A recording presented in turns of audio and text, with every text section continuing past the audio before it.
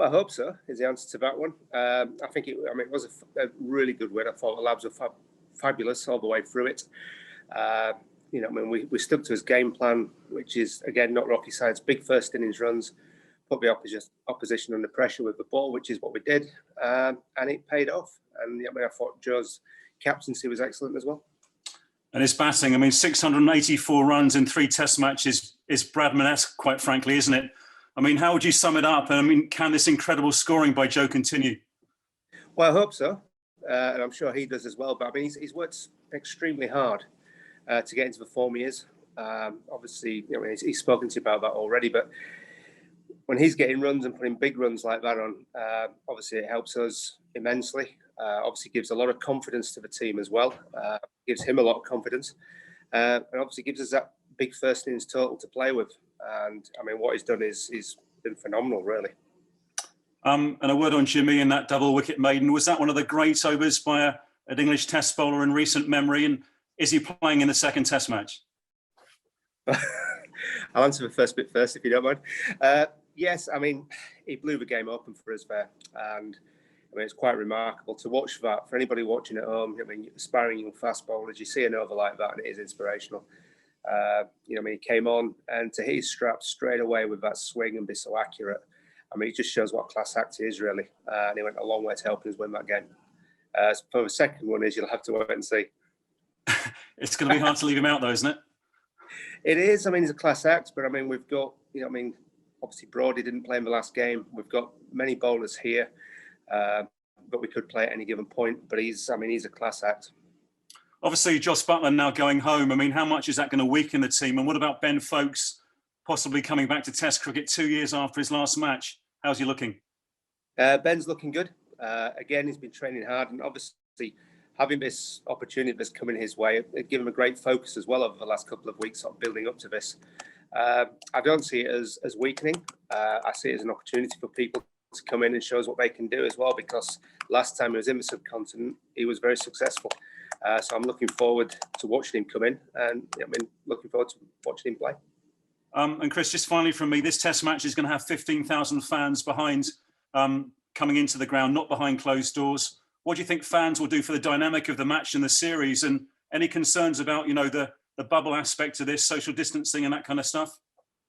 No, firstly, I've no concerns about the bubble aspect of it. They've been brilliant while we've been here. We all feel safe, and I'm sure things will get done properly. But I think from a crowd point of view, to get some noise in the ground again, I think it'll be fantastic. If we get anything like to some sort of normality, it'll give the lads a lift. It'll make everything just a bit more sort of buzz, really.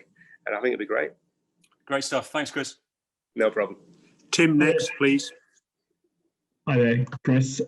You've talked a lot already, throughout your time in charge, big first innings runs. You've mentioned it a couple of times already.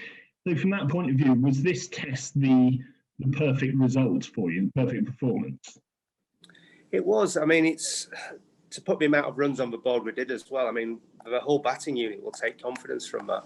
We talk back home about going past 400, well, to go past 500 as we did, again, it shows that we are capable of doing it. It shows that we've got the people within that structure to get us to where we want to be. So I think we'll take a lot of confidence from that.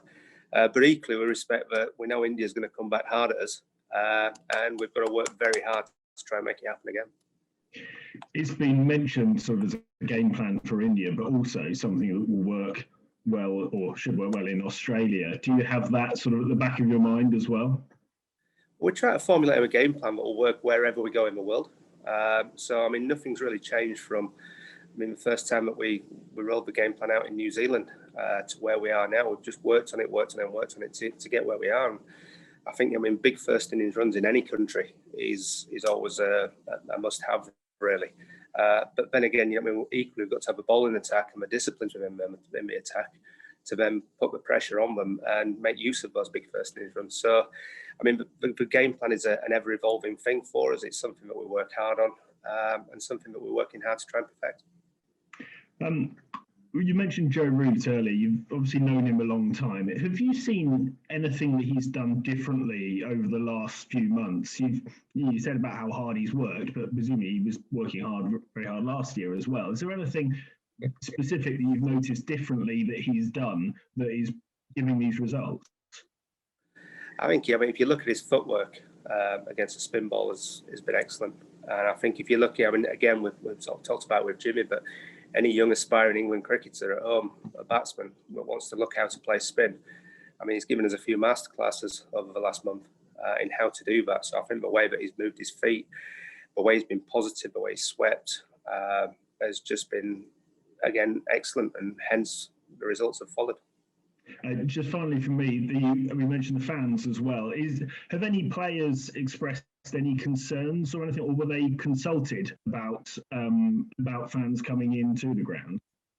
No, we've got no concerns. As I've said, since we've been here, we've been very well looked after, and we feel safe in the environment that they've put us in. So we trust them to do it right. Thanks. Rory next, please. Thanks. Chris, we mentioned there about the prospect of rotating out seamers again with the workload and Jimmy and Brody sort of going for one slot.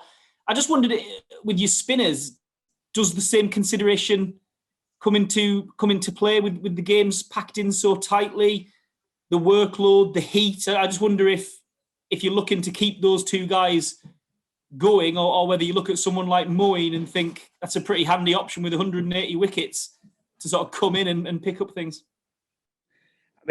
Listen, everything's on the table. I've always said that for everything. We are rotating the fast bowlers. If we feel we need to do it, then we have the options available as to rotate the spin bowlers as well. But obviously, we'll look at the wicket tomorrow. We'll get a better feel for things, and we'll see where we all are in training tomorrow. And do you feel Moeen is a viable option without any match practice for a test match? I do. He's worked as hard as he possibly can do in the facilities that we've got with the nets and things like that. Obviously, he's not played in a game. We know that, we accept that, but they're the times we're in at the moment. But should he play, I would have every confidence in him. Cheers. Thanks. Paul? Hi, Chris. I was going to ask something similar to Rory, actually, but looking at the rotation thing, obviously it's worked really well with Jimmy and Stuart in the 3 tests you've had so far in the subcontinent. Is it a case you think of, if it ain't broke, don't fix it? Or is there a case to, as they're both playing so well, could you find room for both of them in the same side, particularly with a night and maybe that 3rd test under lights? Listen, as I've said, everything's on the table. There's potential to do that. Has it crossed my mind? Yes.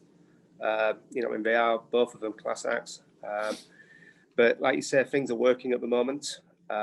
We have got to look after our players, and that's what we're trying to do, really. And I just feel very lucky that I've got an abundance of talent there that actually I can do this. So yeah, everything's on the table. And also, are you worried about Dom's confidence at all after that last day, or was he just feeling fatigue maybe? Or no, I'm not worried, to be honest. I had a chat with him afterwards. He's still in good spirits, and you know what? Everybody has a bad day every now and again. I can accept that. It's not through lack of effort or anything like that. So, it's, for me, we get to the nets tomorrow, we'll work hard again, we find him some rhythm, and he's sure he can get us wickets. So I'm sure he'll be fine. Thank you. Rob?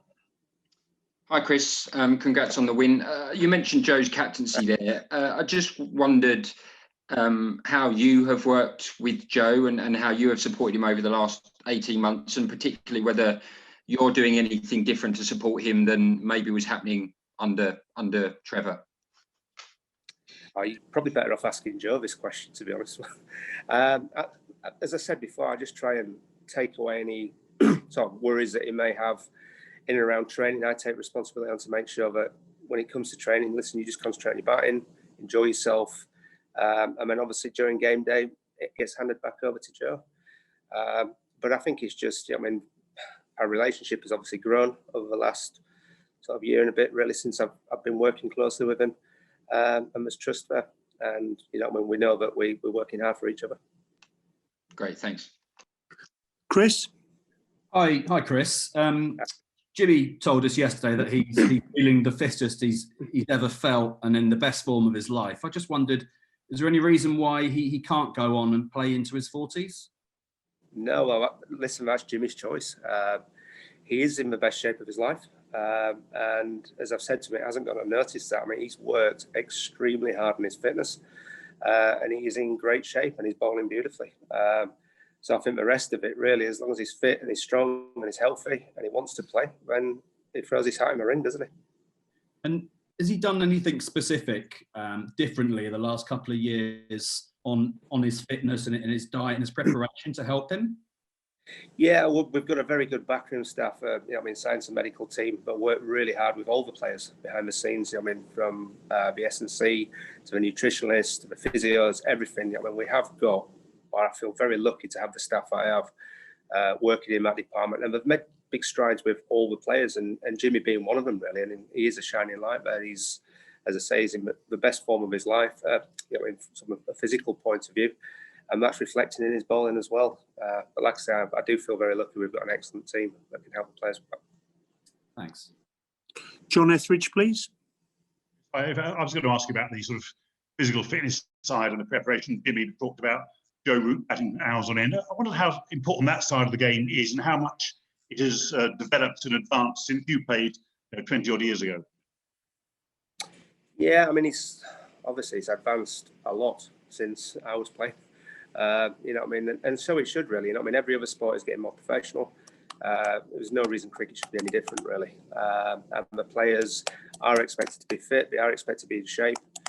And the advantage of that is that they, not only can they back up performances, but the risk of injury comes down, and we keep them on the park for longer, which is the ultimate goal, really, and give them the best opportunity of succeeding. So, that's the top and bottom of it, really. Can I just ask you, speaking about first innings runs, every team wants to get big first innings runs. It's kind of obvious, I suppose, in a way. But how have you made sure that it's happened? Well, we've just given ourselves the best chance, really. We've touched on fitness. All the top seven, are very fit. But equally, we're picking people in that lineup that can do the jobs that we're after. We've got people in there with, sort of varied and wealth of experience.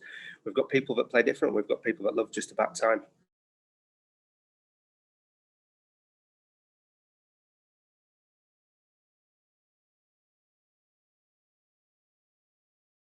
Clear message. I know it does sound very obvious, big first innings runs, but having the talent and the ability within that group to go on and do that, having a clear message, I think is really.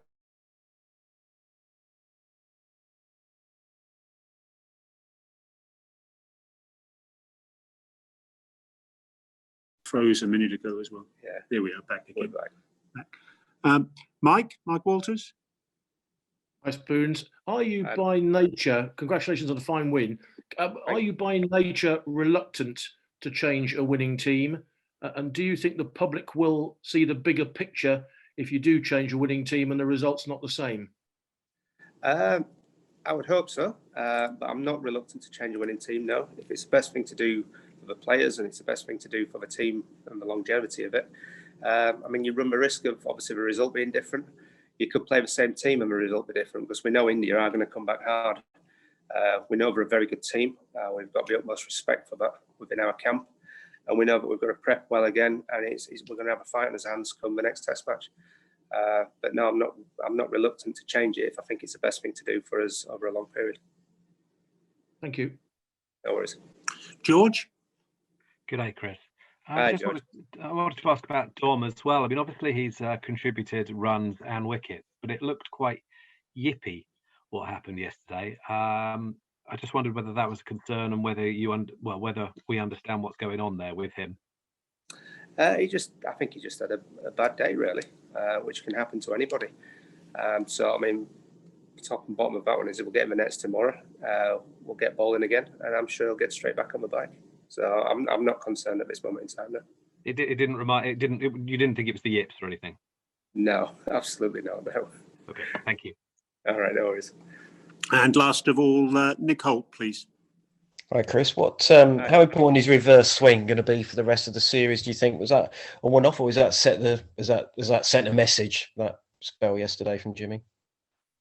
Well, I think both teams got it to reverse, and quite early at times, just through the abrasive nature of obviously the wickets we're playing on, and the nature of the ball, really. So I think it will play a key part. Anytime you can get the ball off straight, always makes it more difficult for the batting team.